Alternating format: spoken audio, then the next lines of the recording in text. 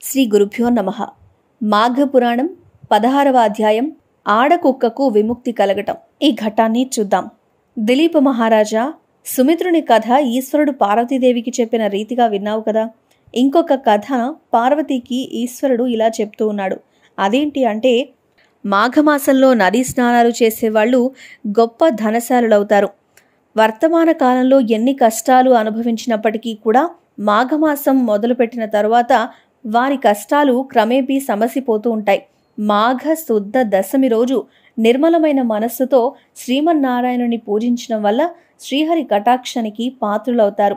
అందులో అణుమాత్రమైనా కూడా సందేహం లేదు అని పార్వతీదేవితో శంకరుడు వివరిస్తూ ఉండగా, పార్వతి, నాథ, శ్రీ లక్ష్మీనారాయణుల వ్రతము చేసిన ఎడల మనోవాంఛా ఫలసిద్ధి కలుగుతుందని చెప్పి ఉన్నారు కదా.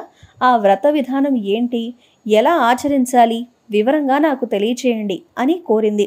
అప్పుడు మహేశ్వరుడు పార్వతీతో ఇలా చెప్తున్నాడు. మాఘ శుద్ధ దశమి రోజు ప్రాతకాలాన్నే కాలకృత్యాలు తీర్చుకొని స్నానం చేసి నది ఒడ్డున కానీ ఇంటి వద్ద కానీ మంటపాన్ని ఉంచి ఆ మంటపానికి ఆవు పేడతో అలికి పంచ రంగులతో ముగ్గులు వేసి మంటపం మధ్యలో 8 రేకుల పద్మాన్ని వేసి అన్ని రకాల పుష్పాలు ఫలాలు తీసుకొచ్చి లక్ష్మీనారాయణులకు మంటపం మధ్యన ఉంచి ఆ విగ్రహాలకు గంధం, కర్పూరం, అగరు మొదలైన ద్రవ్యాలు రాసి పూజించాల్సి ఉంటుంది. రాగి చెంబులో నీళ్లు పోసి మామిడి చిగుళ్ళు అందులో ఉంచి దానిపైన కొబ్బరికాయ పెట్టి కొత్త వస్త్రం దానికి కప్పి లక్ష్మీనారాయణుల ప్రతిమను ప్రతిష్ఠించి పూజించాల్సి ఉంటుంది. ఆ మండపం మధ్యలో సాలగ్రామాన్ని ఉంచి ఒక సద్బ్రాహ్మణుని ఆహ్వానించి పూజించి వారి చేత ధూప దీప చందనాగరు పరిమళ వస్తువులు ఉంచి నైవేద్యము చెల్లించాలి. తరువాత రాగి పాత్రలో నీరు పోసి అర్ఘ్య ప్రదానం చేయాల్సి ఉంటుంది. ఆ తర్వాత సూర్యనారాయణ స్వరూపుడైన శ్రీరామచంద్ర ప్రభువును మనస్సులోనే ధ్యానించాలి.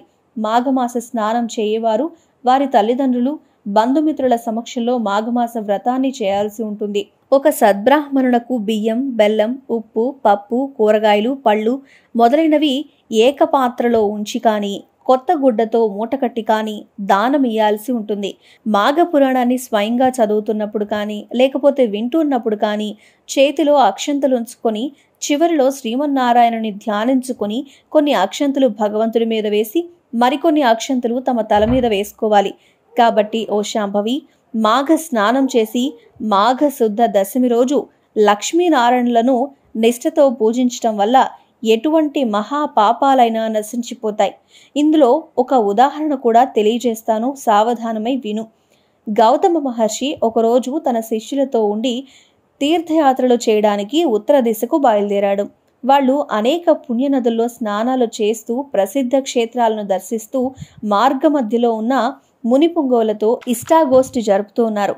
అప్పటికి మాఘమాసం ప్రవేశించటం వల్ల కృష్ణానదిలో స్నానం చేయాలి అని ఆ ప్రాంతానికి వచ్చి విడిది చేశారు.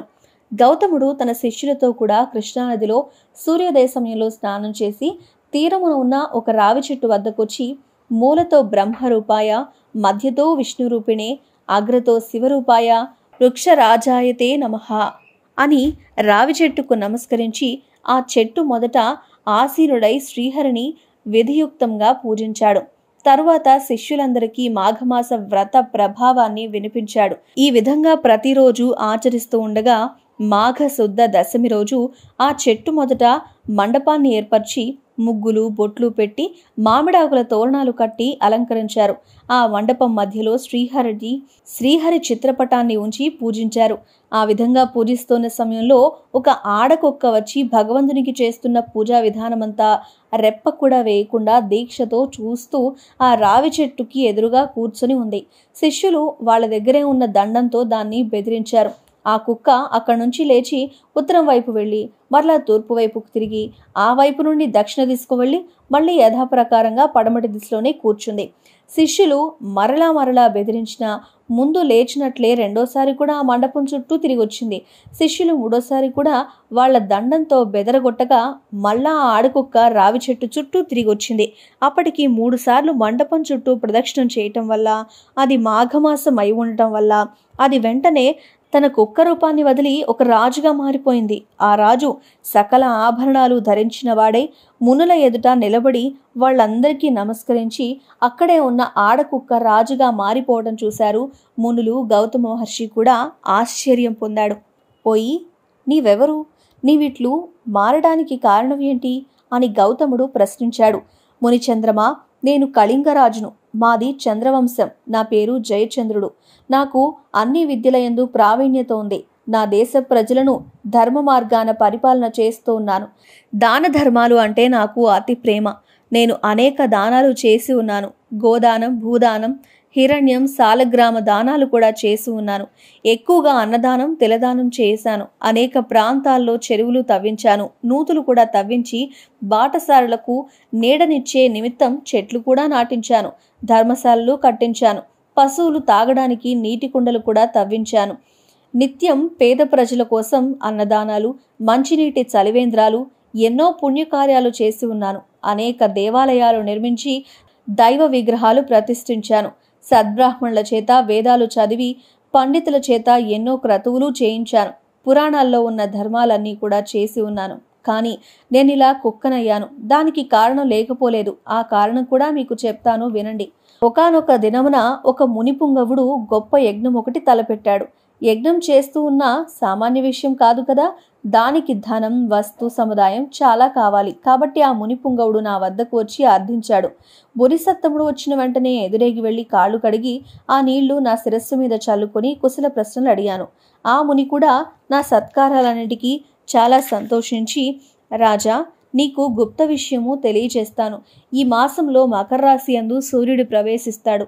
ఆ దినము సూర్యోదయం అయిన తర్వాత నీవు స్నానం చేసి భక్తి శ్రద్ధలతో మాఘమాస మహత్యాన్ని చదవటం కానీ లేకపోతే వినడం కానీ చెయ్యి. దానివల్ల నీకు వైకుంఠ ప్రాప్తి కలుగుతుంది. అంతేకాదు అశ్వమేధ యాగం చేసినంత పుణ్యం కూడా నీకు కలుగుతుంది. తీర్థ స్నానాలు చేస్తే వచ్చినంత ఫలము కానీ లేకపోతే దాన పుణ్యాలు, పంచయాగాలు చేసినంత ఫలము కానీ నువ్వు పొందుతావు. మాఘ శుద్ధ సప్తమి ఆదివారం వచ్చినా కానీ, దశమి ఆదివారం వచ్చినా కానీ, ఉదయమే స్నానం చేసినా, మాఘ పౌర్ణమి రోజు ఉదయాన్నే స్నానం చేసినా కూడా మనిషి ఎలాంటి పాపములైనా విడిచిపెడతాడు. ఒకవేళ ఇతర జాతుల వారెవరైనా సరే మాఘమాసమంతా నిష్ఠతో నదీ స్నానం చేసి దాన ధర్మాలు ఆచరించినా, మాఘ పురాణం పఠించినా లేకపోతే విన్నా మరుజన్మలో బ్రాహ్మణులై జన్మిస్తారు అని ఆ మునివర్యుడు నాతో చెప్తే నేను అతన్ని అవమానించి ఇలా మాట్లాడాను. అయ్యా మునిసత్తమ, మీరు పలికిన విషయాలు నాకు తెలుసు. అన్నీ పూటకాలు. వాటిని నేను యథార్థములని అంగీకరించను. ఏవో అతిశయోక్తులు తప్ప మరొకటి కాదు. కాబట్టి నేను ఈ మాఘమాసాలు చేయటం కానీ, దాని పుణ్యాదులు చేయటం కానీ, పూజా సంస్కారాలు ఆచరించటం కానీ చెయ్యను. చలి దినాల్లో చన్నీటి స్నానం చేయటం ఎంత కష్టము. ఇక నాకు ఈ నీతి బోధలు చెప్పద్దు. నాకున్న ఫలములు చాలు అని అన్నాను. నా మాటలకు ముని కోపం వచ్చింది. ముఖం చిట్లించుకుని, సరే, నేను చెప్పవలసింది చెప్పాను. అది నా ధర్మం అని యజ్ఞానికి కావలసిన ధనాన్ని తీసుకోకుండానే వెళ్ళిపోయాడు. అప్పుడు నేను ఆ ముని చేతులు పట్టుకుని బ్రతిమలాడగా ఎట్టకేలకు అంగీకరించి ధనం తీసుకుని వెళ్ళాడు. ఆ విధంగా నేను కొంతకాలం రాజ్యమేలి ప్రాణాలు విడిచిపెట్టాను. తర్వాత నాకు వరుసగా 7 జన్మలు కుక్క జన్మే వచ్చింది. నా పాప ఫలము కానీ కుక్కగా 7 జన్మలు బాధపడ్డాను. ఇప్పుడు మీరు చేసే పూజాస్థలం చుట్టూ 3 పర్యాయాలు ప్రదక్షిణ చేశాను. ఇక నా పూర్వజన్మ నాకు కలిగింది. దైవయోగమును ఎవ్వరూ తప్పించలేరు కదా. ఇలా కుక్క జన్మలో ఉండగా మళ్ళీ నాకు పూర్వజన్మ ఎలా సంక్రమించిందో వివరింప వేడుకుంటున్నాను అని రాజు పలికాడు. ఆ రాజు చెప్పిన వృత్తాంతమంతా గౌతమ ముని విని ఆశ్చర్యపడి, మాఘమాసంని నువ్వు చులకనగా చూడటం వల్ల ఎలాంటి విపత్తు కలిగిందో నీ అనుభవమే చెప్తుంది కదా. నీ వద్దకొచ్చిన మునిసత్తముడు ఉత్తముడు. అతను పలికిన విషయాలన్నీ కూడా యథార్థాలే. నువ్వు కుక్కవై ఎలా పవిత్రుడవయ్యావో ఆ వృత్తాంతాన్ని వివరిస్తాను. సావధానుడవై ఆలకించు. నేను నా శిష్యులతో కృష్ణవేణి తీరం నుంచి ఈ మాఘమాసాన్ని అంతా కృష్ణానదిలో స్నానాలు జపాలు చేసి తిరిగి మరొక పుణ్యనదికి వెళ్దామని ఇక్కడికొచ్చి ఉన్నాను. మేమందరం ఈ వృక్షరాజం కింద విష్ణు విగ్రహాన్ని పెట్టి పూజిస్తున్నాం.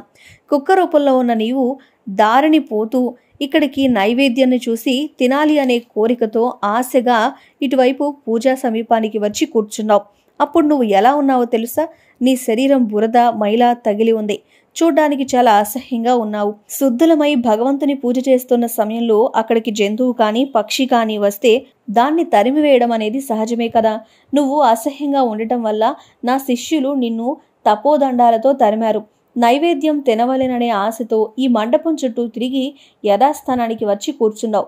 మళ్ళీ నా శిష్యులు నిన్ను కొట్టబోతే పారిపోయి తిరిగి మళ్ళీ వచ్చావు. అలా 3 సార్లు తిరగటం వల్ల భగవంతుడు నీ రూపము మార్చి నిజరూపం ప్రసాదించాడు. అంటే భగవంతుని మండపం చుట్టూ తిరగడం వల్ల మాఘమాస ఫలం కలిగి పునర్జన్మ వచ్చిందన్నమాట. ఇక మాఘమాసమంతా నదిలో స్నానం చేసి భగవంతుడిని ధ్యానించి పురాణ పఠనం చేసి ఉండటం వల్ల ఎలాంటి ఫలితం వస్తుందో నువ్వే ఊహించుకో అని చెప్పగా రాజు వింటూ ఉండగా అంతలోనే ఆ రావి చెట్టుకున్న ఒక తొర్ర నుంచి ఒక కప్ప బయటకు వచ్చి గౌతమ ఋషి పాదాలపై పడి బెకబెక అని అరచి అటూ ఇటూ గెంతుతూ ఉంది. అలా గెంతటంలో మండపం వద్దకు వచ్చి చూస్తూ ఉండగానే కొంచెంలో హఠాత్తుగా కప్పరూపం వదిలిపెట్టి ముని వనితగా మారిపోయింది. ఆమె నవ యౌవనవతి, అతి సుందరాంగి. గౌతమ ఋషిని చూడగానే ఆమెకు జ్ఞానోదయమై తన యొక్క పూర్వజన్మ వృత్తాంతం జ్ఞప్తికొచ్చింది. అప్పుడు గౌతమ ముని, అమ్మాయి, నువ్వు ఎవరిదానవు? నీ నామధేయమేంటి? నీ వృత్తాంతమేంటి అని ప్రశ్నించాడు. ఆమె తన పూర్వజన్మ వృత్తాంతమంతా తెలియజేయడానికి ఇలా చెప్తూ ఉంది. ఇంతటితో 16వ అధ్యాయం పూర్తయింది. మాఘపురాణంలోని ప్రతి అధ్యాయాన్ని మీకు అందించే ప్రయత్నం చేస్తాం. ఈ వీడియో కనుక మీకు నచ్చినట్లయితే లైక్ చేయండి, షేర్ చేయండి, మా ఛానల్ని సబ్స్క్రైబ్ చేసుకోండి.